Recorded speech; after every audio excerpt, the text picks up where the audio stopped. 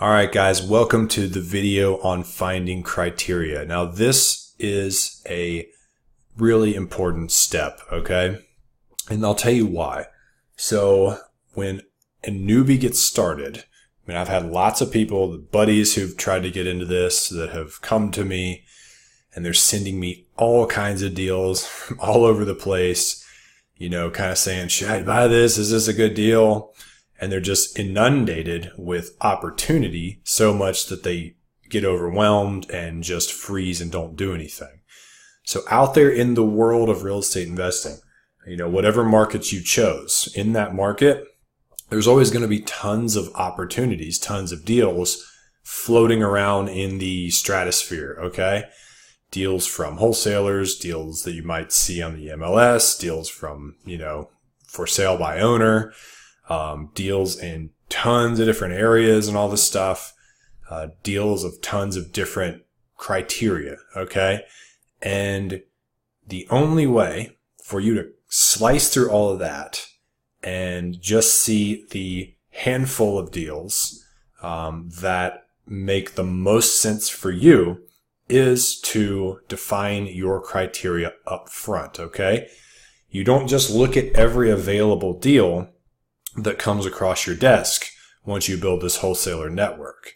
Okay. What you do is you build basically a funnel, even though it's metaphorical, right? So it's a funnel right here. If all the available deals are out here floating around and being emailed to you and being posted on Facebook and you're just seeing them everywhere, they're on Craigslist, right? From these wholesalers, your funnel here acts as a filter. Okay. And only the deals that fit your criteria go into the funnel, spit out the other end, and arrive on your desk to look at. Okay.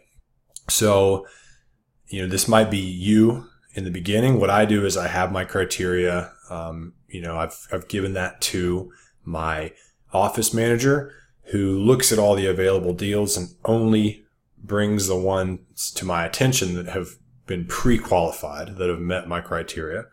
But if you're doing it yourself, same thing. You have your criteria sitting out. And then when you are looking at all the deals that are out there, you just eliminate them real easily by using your criteria. You test them against your criteria. And if they're not a fit, you literally have to just have the discipline to just delete the email and move along. Okay. This is super, super important. To not getting overwhelmed, to not getting into deals that you shouldn't be doing, okay, etc. So what is criteria? Well, first of all, it is zip codes or just neighborhoods or areas of town that you want to invest in, okay? And these would be the parts of your market that you've kind of already predetermined would be good to invest in if you could find good deals there, okay? So we're looking for neighborhoods that are probably at least C level and up. Okay. A level is like neighborhoods that are probably too nice to invest in. B level are a bit less nice than that. C level is kind of like the working class neighborhoods, blue collar, jobs. There might be a bunch of cars in the front yards and a pit bull chained up in the backyard, but people aren't roaming the streets during the day. They are at work. They pay their rent. They're responsible, right? D level is the ghetto. And so you really want C or B level type neighborhoods. So that would be part of the criteria once you had your zip codes defined. Stay away from rural areas, stay away from ghettos, that kind of stuff. Okay. And then also, when you went and built your team, earlier in this process, you've got a property manager, you've got contractors, inspectors, project manager. Are they active in those areas? Do they manage properties in those areas? Okay. One filter that we often use to determine if something's a good area or not is call the property manager. And you wouldn't believe how many times they'll say something to us like, I don't manage any properties in that area. That's a war zone. Stay away from it. And then we know right off the bat, we probably shouldn't invest in that area. Okay. So to reel this back in, figure out the zip codes at least that you're looking for deals in. Okay. You may not be able to narrow it down to every single neighborhood, every single street. That's overkill. But you will have some criteria like no D-level neighborhoods, no rural areas, right? And it has to be within these 5 zip codes, let's say. Then the next thing you would want to define is how many beds and baths should the property be. There's too little and then there's too many. I think that 1 bedrooms are too few bedrooms to buy because the rent's just lower because basically only one person or a couple can live there. So you can't charge as much in rent.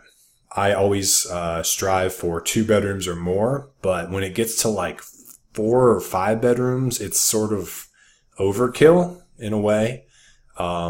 It's almost like you're paying more than you're getting back. Like if a house just continues to have 5, 6, 7, 8 bedrooms, let's say, theoretically, it's not just going to keep going up in rent amount based upon that. It sort of flatlines after maybe 4, and then the additional bedrooms are just kind of a hassle as far as like keeping them up and the extra cost to get it rehabbed. And then you've just, if you get a house that has more than, let's say, 4 bedrooms, usually there's just something weird about it because we're not in the business of buying mansions, right? So these are smaller houses. So why in the hell does it have 5 or 6 bedrooms? Maybe sometimes people added bedrooms on the back of the house and the walls are all paper thin and shaky. And it just is kind of a disaster scenario. That stuff's going to fall apart at some point. So really, the sweet spot is probably a 3-bedroom, 2-bath house or something like that. But 2 1s are fine as well. I've got plenty of 2-bedroom, 1-bath houses. And they've done really well for me. So what's your minimum and maximum bed bath combination that you're wanting to take on? That will also help shave off some of the potential deals that come across your desk because you're trying to eliminate it down to just a few that you're looking at. Okay. And then square footage. What's the minimum versus the maximum? I don't really like houses that are under, let's say, 700 square feet. It just generally is a bit too small. And again, I don't buy anything that's less than 2 bedrooms. So if it's 2 bedrooms, but it's under 700 square feet, they're really going to be crammed in there. The tenants are. So think about that. A lot of times if it's 500 or 600 square feet, it'll only be 1 bedroom. So it's going to get eliminated anyways by your bed bath minimums. But square footage is another thing to think about. And then how big of a house do you want?